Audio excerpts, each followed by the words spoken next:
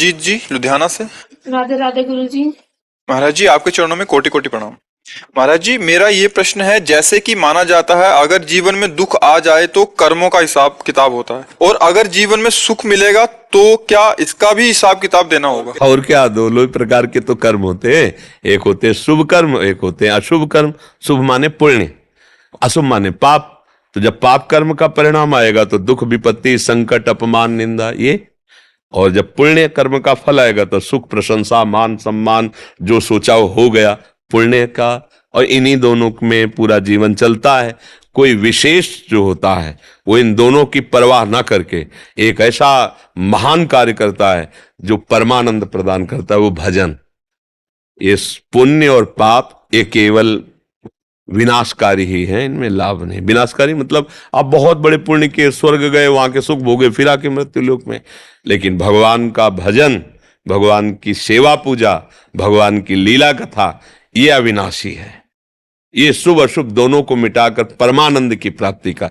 परमानंद और सुख दुख अंतर। सुख दुख मायाकृत, परमानंद ये त्रिगुणातीत मायातीत सुख है। ये मायातीत सुख प्राप्त करने के लिए हमें मनुष्य जन्म मिला है। खूब नाम जप करो, भगवत चर्चा करो, बड़े बूढ़ों की सेवा करो, सबका सम्मान की भावना रखो। अभी देखो हृदय शीतल हो जाएगा, पर इसके विपरीत चलता है। बड़े बूढ़ों का अपमान करना, अपने सुख की सोचना, दूसरे के सुख को छीनना, चाहे हिंसा क्यों न करनी पड़े, बस फिर गलत हो जाता है, फिर गलत हो जाता है। देखो आप कहोगे कि हिंसा तो कोई बहुत ही राक्षस करता होगा। आप लोग हिंसा के स्वभाव को नहीं जान पा रहे। गर्भ में बच्चा पल रहा है, मुझे नहीं चाहिए, ये तुमने कोई ककड़ी कीड़ा समझ रखा है? उस गुराता तुम्हारे जीवन में कितना बड़ा उसका अस्तित्व होता, चाहे बच्ची हो चाहे बच्चा हो। भगवान ने तुम्हारे ही कर्म के परिणाम स्वरूप उसे दिया था, उसे नष्ट ये हिंसा मुझे अभी नहीं चाहिए, हटाओ उसको। तुम्हारे चाह से फिर तुमने वो क्रिया ही क्यों की जब तुम्हें चाह नहीं थी? क्रिया ही क्यों की? संतान की चाह नहीं थी। और जैसे डॉक्टर से जांच कराया तो पता चला ठीक नहीं। हाँ तो ठीक नहीं तो सेवा करो जीवन भर, तुम्हारा पाप नष्ट हो जाएगा जो तुम्हारे कर्म है। अब बड़ी भूलें हो रही है, माताएं बहनें इस बात पर ध्यान नहीं दे रही। भ्रूण हत्या, गर्भ हत्या, कैसा तुम्हारा प्यार है? अगर वही बच्चा बाहर आंगन में खेलता हो, आके कोई एक थप्पड़ लगा दे तुम्हारी छाती पे लगेगा, तुमने मैं बच्चे को मार कर, और वही बच्चा जो केवल तुम्हारे गर्भ रूपी आंगन में तुम्हारे ही आश्रित है और उसको तुम नष्ट करवा रहे हो, कैसा तुम्हारा हृदय? ये हम किसी एक व्यक्ति विशेष के लिए नहीं कह रहे, एक हिंसात्मक भाव का परिचय दे रहे कि हम सबके अंदर वो हिंसात्मक भाव छुपा हुआ है, हमको इसको मिटाना चाहिए। अब ऐसे ऐसे शब्द सुनने को मिलते हैं जिनसे ऐसा लगता है क्या मतलब बेटी, अरे बड़े बड़े संत महात्मा सब उसी शरीर का आश्रय लेकर पैदा होते हैं। माताओं बहनों के इस शरीर का आश्रय लेकर तो संत महात्मा पैदा होते। तुम किससे पैदा हुए हो? एक मां भी तो किसी की बेटी थी। अगर वो उसकी सुरक्षा ना करता तो आज तुम मां कैसे बन सकती, तुम पिता कैसे बन सकते? तो तुम्हारा क्या कर्तव्य है कि तुमने अगर ब्याह किया, संतान उत्पत्ति के मार्ग में चले हो, तो तुम्हारी जो भी संतान है वो किसी के धर्म का पालन करने वाली बनेगी। पुत्र है तो पत्नी लाएगा, तभी तो धर्म पूरा होगा। बेटी है तो पति मिलेगा, तभी तो धर्म पूरा होगा। पुत्र होगा तो अगर बेटी सब मरवा देंगे तो तुम्हारा धर्म कैसे चलेगा? कुछ ज्ञान नहीं, एक राक्षसी स्वभाव बैठ गया है। बेटी है तो मार दो, या अंग विहंग है तो मार दो, वो जीव जीव नहीं है, वो तुम्हारा पुत्र पुत्र नहीं। और अनजाने में प्रायः ऐसे अपराध गृहस्थियों से होते रहते हैं, क्योंकि वो लोग ये समझते नहीं कि भयंकर अपराध है, भयंकर, और इसका प्रायश्चित नहीं किया तो भोगना पड़ेगा। ऐसी जगह तुम्हें तड़पा के मारेगा, ऐसी जगह गिराएगा जहां कोई सहयोगी नहीं होगा। ये भ्रूण हत्या, गर्भ हत्या बहुत बड़ा पाप। सबसे प्रार्थना है भजन भले कम करो, लेकिन इतना तो ज्ञान रखो कि महापाप मत करो। जो महापाप है वो मत करो। अभी कल के सत्संग में था कि इंद्र ने यज्ञ में वज्र पहाड़ च्यवन ऋषि के ऊपर और अश्वनी कुमारों को, तो उन्होंने मंत्र से कृत्या प्रकट की, जो महाअसुर रूप, जिसे मदासुर। तो जब इंद्र मान गए विनय की, तो उस असुर ने कहा मुझे जिस हेतु पैदा किया है अब मैं व्यर्थ तो जाऊंगा नहीं, मुझे बोलो मैं किन का नाश करूं, क्योंकि मैं करूंगा, मैं इसीलिए प्रकट हुआ हूं।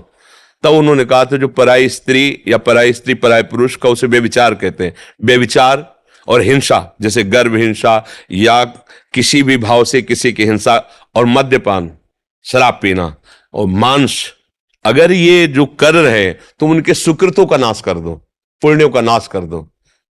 तो कलयुग का भी ऐसी जगह निवास है, आसुरी प्रवृत्तियां भी ऐसी जगह आक्रमण करती हैं। अब आप लोग सत्संग सुन करके जो पूर्व में हुआ भगवान से क्षमा मांगो, आगे कोई गलती ऐसी ना करो। आप लोग हम कौन सा पाप करते हैं, आप जरा थोड़ा सा सोचिए। एक चींटी को भी आप छूना चाहो ऐसे, वो भागेगी अपने प्राण बचाने के लिए। आप मांस खाते हैं, कितने जीवों की हत्या होती है। आप कैसे कैसे अपराध, शराब पीते हैं, ये कोई पेय पदार्थ है जिसको शास्त्र निषेध कर रहा है? वो राक्षसों के लिए, तुम राक्षस तो नहीं, तो उत्तम गति प्राप्त करने के लिए मनुष्यों ने प्राप्त किया है। अब ये भाषण किसको अच्छे लगेंगे? बाबा जी इसलिए बोल रहा है, तो फिर आप अपना जीवन देखो कहां गिरता चला जा रहा है, कहां गिरता चला जा रहा है। अरे ये जीवन मिला, खुद आनंदित हो, सबको आनंद प्रदान करो, और अंतिम जब तुम्हारा हो तो ऐसा हो कि फिर जिस माता के गर्भ में इस बार जन्म लिया है, अब उससे नीचे तो ना जाओ। कम से कम मनुष्य योनि की माता के गर्भ से जन्म, तो सुअर कुत्ता की योनि में तो ना जाना पड़े, नीचे तो ना गिरना पड़े। अब ना मोक्ष हो ना भगवत प्राप्ति हो, तो कम से कम फिर मनुष्य योनि हो और हम भजन साधन करके भगवान को प्राप्त करें। अभय कुमार जी, महाराज जी आपके चरणों में दंडवत प्रणाम। गुरुदेव, श्री जी के नाम का आश्रय में दृढ़ता कैसे लाएं? नाम जब करता हूं तो मन में भय बना रहता है कि आश्रय को लेकर। गुरुदेव भगवान मार्गदर्शन करें। आश्रय कोई ऐसा थोड़ी कि उसका चिंतन करना पड़े आश्रय का।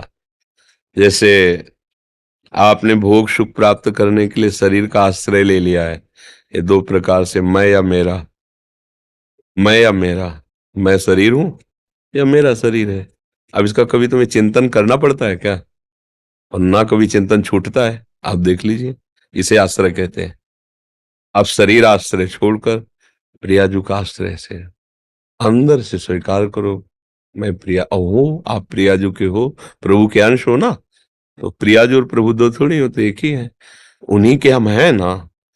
अच्छे से अंदर में बैठा लो, तो उसमें कोई चिंतन करने की जरूरत थोड़ी, उसमें कोई भय या कोई विचार मैं भूल गया। आप शरीर का कभी ध्यान करते हैं क्या? कभी भूलते हैं क्या? दोनों बातें हैं, कभी भूलते भी नहीं, कभी ध्यान भी नहीं करते। सो के उठने के बाद आपको चिंतन करना पड़ता है क्या कि मैं स्त्री हूं कि पुरुष हूं, मैं कौन हूं? कुछ नहीं, सहज दिनचर्या है। क्योंकि सोने में भी आप नहीं भूले। लगता है कि मैं भूल गया, लेकिन सोने में भी आप नहीं भूले, वो बसा हुआ है। ऐसे ही सोने में भी आप आश्रित हो, उनका सुषुप्ति भी भजन होता है जो भगवद आश्रय होते हैं। जागृत स्वप्न सुसुप्ति स्फुरत में राधा पदाब्ज छटा। आश्रय सत्संग सुनते सुनते जब ये बैठ जाता है कि वास्तविक मैं प्रभु का ही हूं, ये तो भूल से संसार के संबंधों को स्वीकार किया, ये जब बैठ जाएगा तो ये बात खत्म हो जाएगी। भय, आश्रय कैसे लिया जाता है, क्या किया जाता है, वो बस जो परेशानी से आप हो जिद के बस उसे स्वीकार करना है। और नाम जब राधा राधा राधा वल्लभ श्री हरिवंश, इसमें क्या परेशानी है? जितना जपोगे उतना अंतःकरण पवित्र होगा और उतना ही प्यार होता चला जाएगा नाम में। और जैसे जैसे नाम में प्रीति होगी वैसे वैसे रूप प्रकाशित होने लगेगा, भावना बनने लगी। और रूप एक बार झलक गया तो बस फिर देह को तुम ते जाए छूट सभी, वो तो परमानंद निमग्न हो जाएगा। और इसके लिए प्रयासरत रहो। प्रथम देखो, जैसे हम नौकरी करते हैं 1 महीना, तो रोज पैसा तो मिल नहीं जाता, पर मुझे पता है कि मेरा पैसा ये प्लस होकर के 1 महीने में इतने हजार मिलेगा। तो रोज ना मिलने पर भी हम उत्साहित होकर नौकरी करते हैं ना। वो ना दे मालिक तो हो सकता है ना भी मिले, लेकिन हमारा मालिक तो उदार है और हमारी नौकरी अविनाशी है। एक बार बोला राधा तो अविनाशी ही है, या वो कभी मिटने वाला तो है नहीं। तो ऐसा विश्वास करके कि अभी मुझे सुख नहीं मिल रहा, जैसे अभी पेमेंट नहीं मिल रही पर मुझे मिलेगी ना, तो हम 1 महीना बिल्कुल आज्ञा में रह करके जिसके यहाँ नौकरी करते हैं पर पेमेंट मिलती है। अगर हम पूरा जीवन केवल ये सोचकर कि इसका परम फल भगवत प्राप्ति, समस्त दुखों से निवृत्ति है, ये मुझे मिलेगा और राधा राधा राधा, तो ज्यादा इंतजार नहीं करने पड़ेगा, जीते जी आपको अनुभव हो जाएगा कि मुझे मिल गया। अब पायो परम विश्राम राम समान प्रभु नायक, जैसे गोस्वामी जी कह रहे हैं ना, ऐसे हृदय निहाल हो जाता है। इसके लिए मरने के बाद होगा ऐसा नहीं होता, पर विश्वास, क्योंकि अभी सुख नहीं मिल रहा, अभी हमारे अंदर आनंद का प्रकाश नहीं हो रहा, पर हमें विश्वास है कि होगा, क्योंकि अविनाशी है। जैसे हमें विश्वास है कि जो मैं नौकरी कर रहा हूं इसका फल मुझे मिलेगा, महीना में पेमेंट मिलेगी, तो हम वो तो धोखा दे सकता है संसारी आदमी, लेकिन श्री जी लालजू ये तो परम उदार है और हम उनके अंश है, इसमें धोखे की तो कोई गुंजाइश है ही नहीं। इसलिए सावधान विश्वास पूर्वक चलिए, और आश्रय कोई पढ़ने पढ़ाने से नहीं होता, सत्संग से होता है। सत्संग सुना कि अरे मेरा परिचय, मैं तो प्रभु का हूं। जैसे एक भेड़ चराने वाला बहुत सी भेड़ें लेकर जंगल चराने जाता था, तो एक सिंह का शावक, उसको ज्ञान था नहीं, वो उन्हीं के बीच में, भेड़ों के बीच में हो गया। अब धीरे धीरे बड़ा, तो जैसे भेड़ के सांटा मारता वैसे ही उसके भी मारता वो बिल्कुल भेड़ों की चाल में चल रहा था। एक दिन भेड़ों को मारने के लिए सिंह आया, तो उसने देखा नौ किशोर सिंह मेरा, तो उसको बुलाया, ये संत उदाहरण से समझाते हैं, और कहा तू भेड़ों के बीच में पिट रहा है गड़रिये से, अरे तू एक दाड़ मार दे तो ना भेड़ दिखाई देगी ना गड़रिया दिखाई देगा, तू साटे खा रहा है। तो नहीं नहीं, हम तो इन्हीं की जाति वाले हैं। बोले तू तालाब के पास गया, बोले देख मेरा जैसा रूप तेरा रूप है, बोले हाँ। बोले अब मैं दाड़ मारता हूं, मार तू। जे दाड़, बोले देख मेरी तेरी जाति एक है, मैं सिंह हूं, तू भी सिंह है, तेरा आहार है ये, एक बार तो दहाड़ेगा भेड़ और सब गड़रिया भाग जाएंगे। बस ऐसा ही हुआ, वो जो साटा खाता था ना, वही जब दहाड़ मारा तो जानते हो संत जन सिंह है, भगवान के अंश का अनुभव कर चुके, भगवान के स्वरूप का। तो कहते तू और मैं एक ही हूं रे, कहां काम क्रोध लोभ मोह मद के साटे खा रहा है इन भेड़ों के बीच में फंस करके माया की। देख देख ज्ञान के दर्पण से, तू और मैं एक हूं, एक ही परमात्मा स्वरूप हूं। देख पुकार राधा राधा राधा, अभी सब भाग जाएंगे, काम क्रोध लोभ मोह मद मत्सर निहाल हो जाएगा जीव। हम लोग फंस गए, हम कैसे, हम तो नीच, हम तो अधम, हम तो गृहस्थ, हम तो भोगी है। तू भगवान का अंश से थोड़ा उठ, तो दहाड़ तो मार, देख तू जो चाहेगा कर, तू नारायण बन सकता है, भूत बन सकते हो, कुत्ता बन सकते हो, नाली के कीड़ा बन सकते हो, तुम देवराज इंद्र बन सकते हो, ब्रह्मा बन सकते हो, क्या बनना चाहते हो, भगवान के अंश हो, तुम जो चाहो कर सकते हो।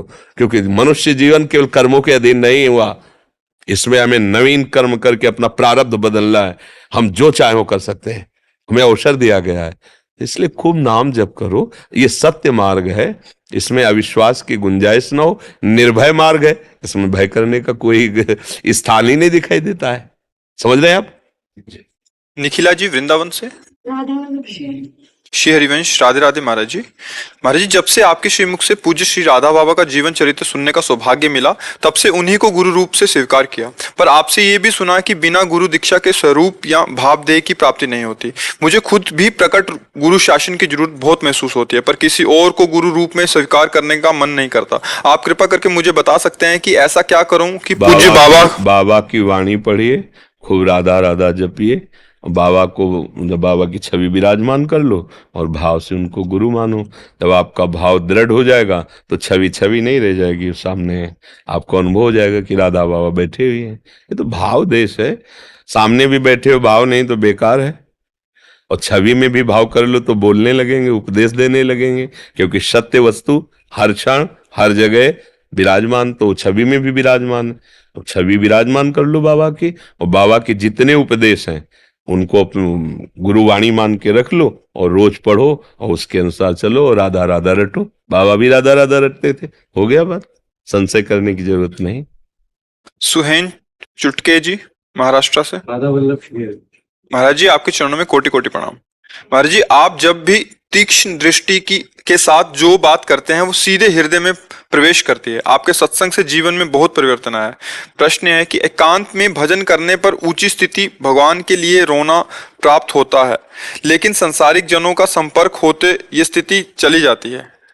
अभ्यास कीजिए, किसका अभ्यास कीजिए, तो संसारिक जनों में के बीच में रहते हुए भी भजन अभ्यास बहुत बड़ा बल होता है। अभी क्या है, एकांत में हम अपने इंद्रियों पर शासन कर सकते हैं, और जब व्यवहार में आते हैं तो व्यवहार में फैल जाती है, बहिर्मुख हो जाती है, तो हम शासन नहीं कर पाते, तो हम फिर उसका रस नहीं ले पाते जो हमारे एकांत में रस आया। और अगर यही अभ्यास कर लो तो बाजार में खड़े होकर भी समाधि भाव को प्राप्त हो सकते हैं। हम कई बार सत्संग में कहा, हमें साउंड से बहुत विक्षेप होता था, जैसे मंत्र जप रहे हैं और उसे सुन रहे हैं, तो अब साउंड जैसे गांव गली में ब्याह आया नहीं हो तो बड़े बड़े लगा दिए, अब वो उससे तो हमें लगा हम कमजोर यहाँ हो रहे हैं। हमें ऐसा पुष्ट होना है कि विश्व का कोई भी विघ्न मेरे भजन को रोक ना पावे। फिर हम जहाँ साउंड बजता हुआ जब भ्रमण करते थे ना, जैसे टीवी चल रही, हम वहीं खड़े हो गए, 1 घंटा खड़े, उसे देख रहे हैं, सुन रहे हैं, और उसी में बार बार मंत्र। वर्षों के अभ्यास से ऐसा हुआ कि साउंड जितनी जोर से बज रहा है उतनी जोर से मंत्र चल रहा है, विक्षेप खत्म हो गया। फिर दूसरा विक्षेप था, जैसे कोई आके हमसे बात कर रहा है, कोई ऐसा, तो अब जैसे बात नहीं कर रहे तब तो हम समेट सकते हैं, भले आप आओ जाओ, लेकिन बात करने में तो फिर हमें दिमाग लगाना है, बाणी, तो ये भी मतलब कमजोरी दूर होनी चाहिए। तो हम जिससे प्रारंभ में जिससे बात करते उसी के मुंह पे लिखते नाम, आपसे बात कर रहे हैं ऐसे बात, हाँ ऐसा, आपने प्रश्न किया आपसे उत्तर दे रहे, और ऐसी एकाग्रता से आपको लग रहा मुझे बहुत एकाग्रता से, हम अपने एकाग्रता से आपको बिल्कुल नहीं, दोबारा पूछो कि आपने हमें पहचाना, हम नहीं पहचानते, क्योंकि हम जिसे पहचानते उसे देख रहे थे। तो ऐसे अभ्यास अगर हम दृढ़ करें तो फावड़ा चलाते हुए, व्यापार करते हुए, और भी सब कार्य करते, जब युद्ध करते हुए भजन हो सकता है, भगवान करे माम निस्मर युद्ध चे, तो और तो सब इससे सरल बातें हैं। तो अभ्यास और बढ़ाइए, अभ्यास बढ़ाइए, तो एकांत और समाज, व्यवहार और परमार्थ, ये सब एकमात्र भजन बन जाए, तब आनंद की एक रस, तभी आनंद की अनुभूति होगी।